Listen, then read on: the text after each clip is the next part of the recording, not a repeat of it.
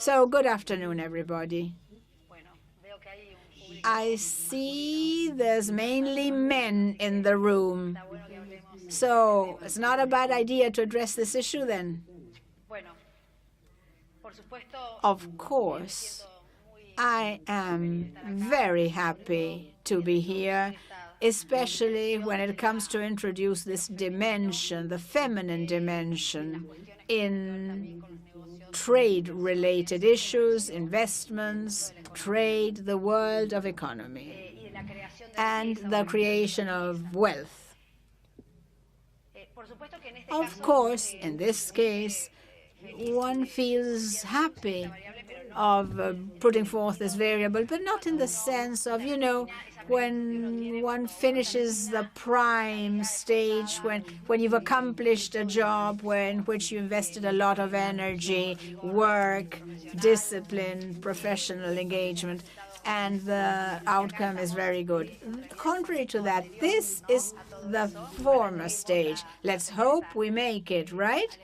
Let's hope we rejoice after having completed our task, when we don't need to have bodies in the chambers or in the houses or in the state addressing this issue, because that would be the time where universally, culturally, this would be a natural topic.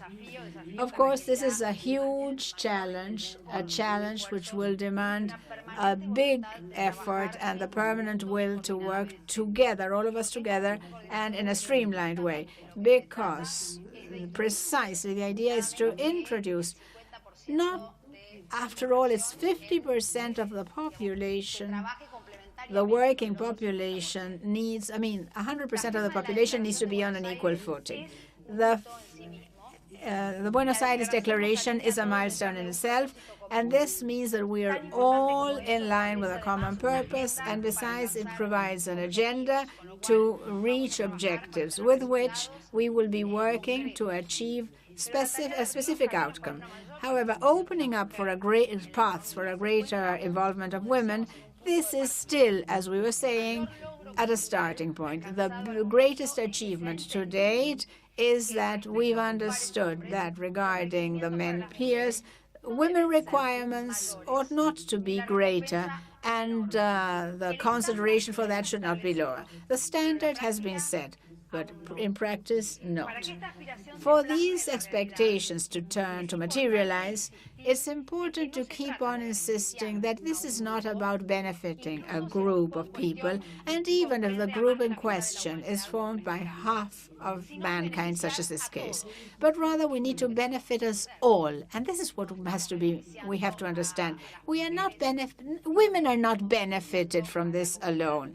It's the overall community that is benefiting from this. We need to disclose until the collective vision understands the fact that if women participate in the economy in the same proportion as men, the GDP worldwide would increase at least 25%. To keep on insisting worldwide that women could make greater income by up to 76% if the gap would be overcome at getting them to participate in jobs and we cut down on the salary gap between men and women. We'd like to warn that Argentina, that has made enormous progress to establish an equal footing between men and women, today there's a 27% salary gap and a 25% gap in their participation in the economy. This means we've done a lot in our country about allowing women to be part of politics by, of course, resorting to quotas, especially at Parliament. In the executive branch, there's still some way to go. But in the legislative branch, too, there's still a 33%, whereby women have still not attained that 50% quota. But the fact is that in reality, in the economy, in the economic sector of business, of investments, what we mentioned a moment ago, trade, there still is 27% salary gap and a 25% gap at involvement or participation. Argentine women are qualified to go far, to do much better. She is properly trained, she is brave, she is hardworking. We see this in the lower income sectors. Very often the woman is the head of the household, is the means of livelihood for that family. She is the breadwinner, and she keeps the family together, providing for children not to drop out of school. I mean, there's so many researches by university and think tanks that account for this situation. And besides, it's just a question of looking at what goes on with women in those academic centers at the high school, for instance. There's a 90% approximately of women which are either distinguished as the higher grade average or do better in the universities. So this too means that we need to look at the divide there is, the gap there is, because despite that absolutely outstanding involvement with greater value added in academia, by the time the women join the work market, or even in the executive branches of the different administrations, whether the local governments, provincial governments, or federal government, that does not happen. And on the contrary, there are salary gaps, and especially in executive positions, in the positions that are higher up.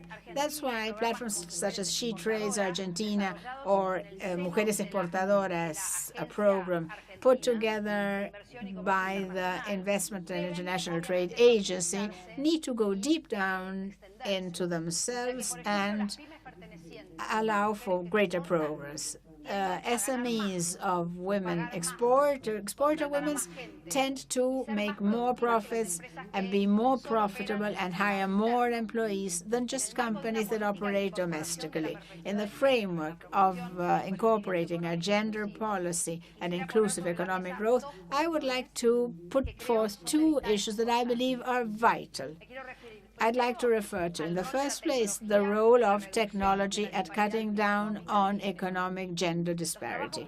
The works that demand creativity, empathy, initiative, leadership, these will be, it won't be easily replaced by a machine. Quite clear, right? These jobs seem to be particularly right for women attributes. And whenever I mention this topic, I always like to point out, when I talk about women, the feminine dimension, and how this goes deep down into the potential of establishing men and women on the same footing in the private sector. I always like to make a difference between the feminine features and women, because sometimes you start talking about the features, the feminine features, long-term thinking, the idea of processes. As you know, masculine features are more space connected and not time connected. This means the space is what we have now, here and now. What we have, what we are addressing, and how this can be distributed now. And to be clear about this, this is the alpha males fighting for their territory, or the female woman, the female animal of that community. So this is the here and now, and this is competence, competition. Typical for politics when we talk about the public sector, but also in the private sector when you need to compete with other companies, even within the same company, one area and the other, who wins, who doesn't. Now, the space dimension, which refers to processes and the path that we need to analyze, because every decision we make today has an impact on the future. This is really much more regarding the feminine attributes, process, and the long-term vision, as well as empathy, which means to dialogue, to listen, to be able to put oneself in the other person's place, to understand where and why the other person tells me whatever he tells me and how he tells me that. So these are the feminine attributes, and I'd like to make a difference with women, because very often these attributes are played by men and not by women. Though, obviously, the women has many more flexible capabilities for this to materialize. However, women don't very often make use of feminine attributes, and depending on the different environments, they tend to become more masculine. That's why to be a value added, to have real supplemental and complementary values between man and woman and feminine and masculine attributes, that would be 50-50. Well, if you look at the population, we really need to be able to materialize these attributes. Masculine attributes are more focused, deeper, the capability of addressing an issue and going thoroughly into all the possibilities. The feminine attributes talk about the integration of multiple things at the same time, but with less depth at addressing each issue addressed. So we need to bear this in mind, because otherwise it seems as if it were all a question of men and women, and it's not the case.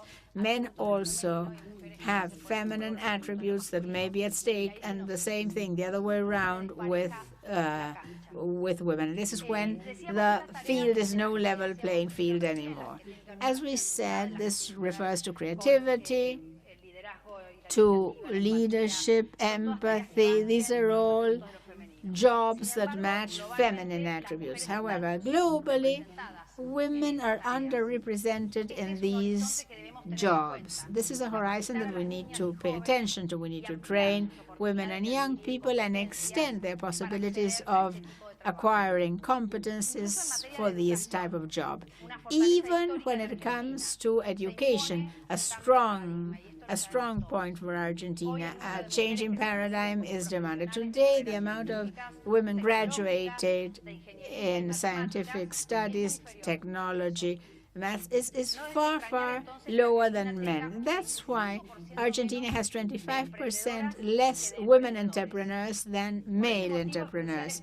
And this is why it's crucial to provide incentives to invest in companies which show an actual interest on economic gender parity, or which have been created by women with these perspectives.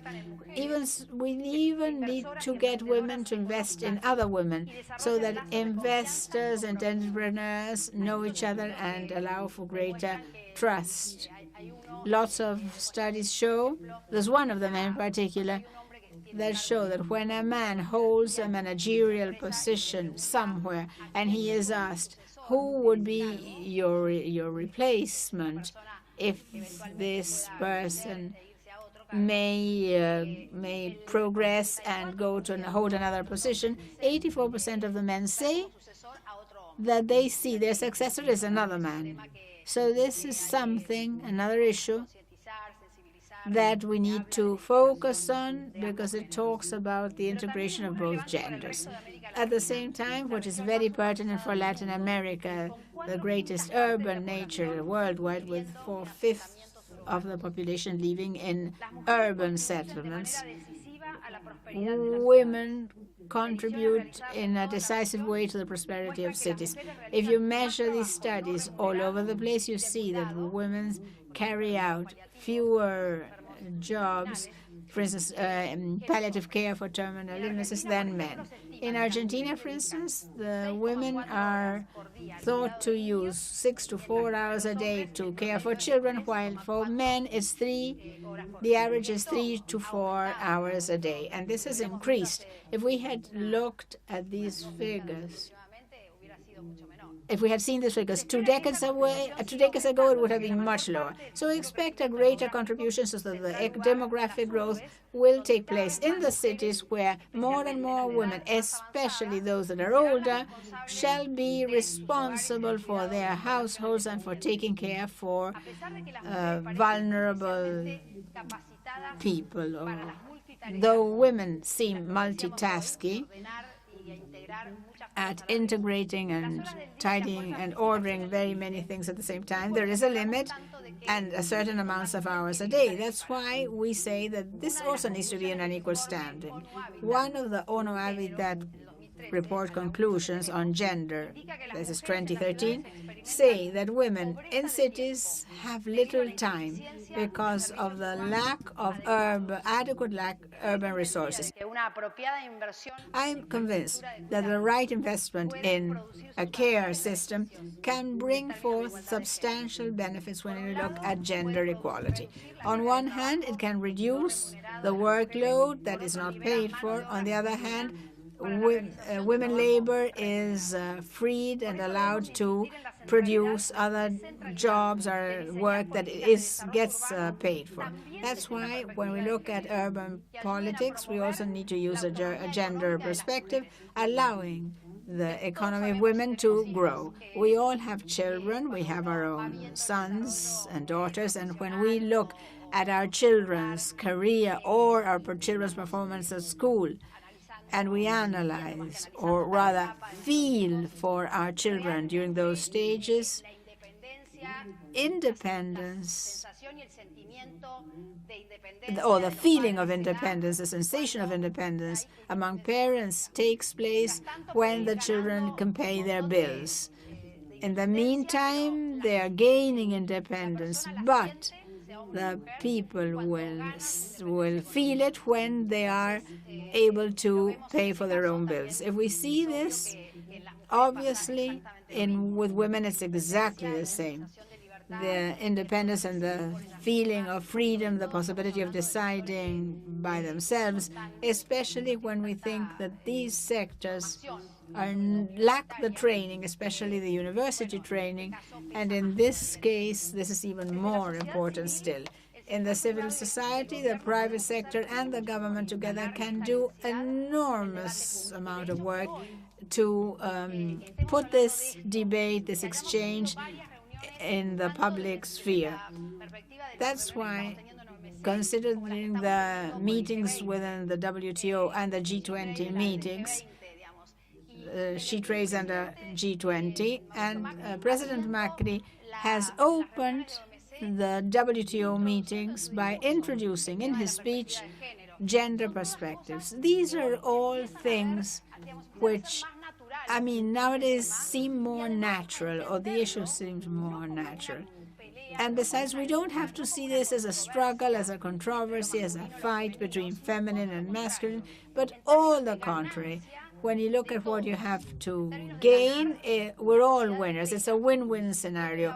It's the whole community that is winning. Now I am trying to lead a state policy in Argentina, a global policy, where we will be able to incorporate everything. Even governors, mayors, civil society, companies, unions regarding disabilities. And this is something that is very, very similar. When we talk about the cross-cutting aspects, which these are aspects of the global international agenda and now are part of our local agenda, domestic agenda, because all these policies we have to see as that we gain something from society. The inclusion of disabled people, which is another group that we have to work with at inclusion, clearly favors all the group of people that start working. We even see this and hear it from teachers, whether it's a person with certain disability, whether a child or a youngster in the classroom. This generates not just a benefit for the disabled person, but it is also a benefit for all the other children that start creating and demanding skills which they may not have developed if they hadn't had this possibility of connecting with diversity or something different. So these have to be universal issues, and we have to see them as a benefit and a new skill for the whole of society.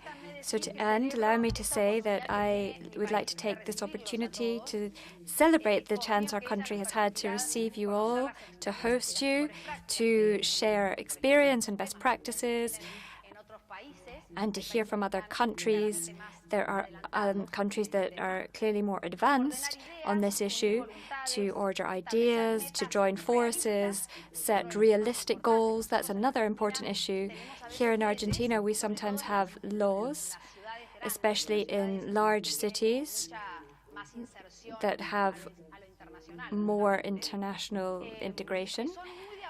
And they're very advanced, but they're so advanced very often, and they have set goals that are so difficult and far-reaching that in the end they end up not being complied with, and they don't end up being implemented as laws because they are so hard to achieve, that impossible often because of the time frames or because of the schedules or because different goals have to be met simultaneously. So I think it's really important to introduce in these conversations good practices and especially be able to copy, in quotes, because we have to adapt these policies to our reality, but also to start a path towards growth and integration in these questions, because otherwise you immediately get discouraged and then give up.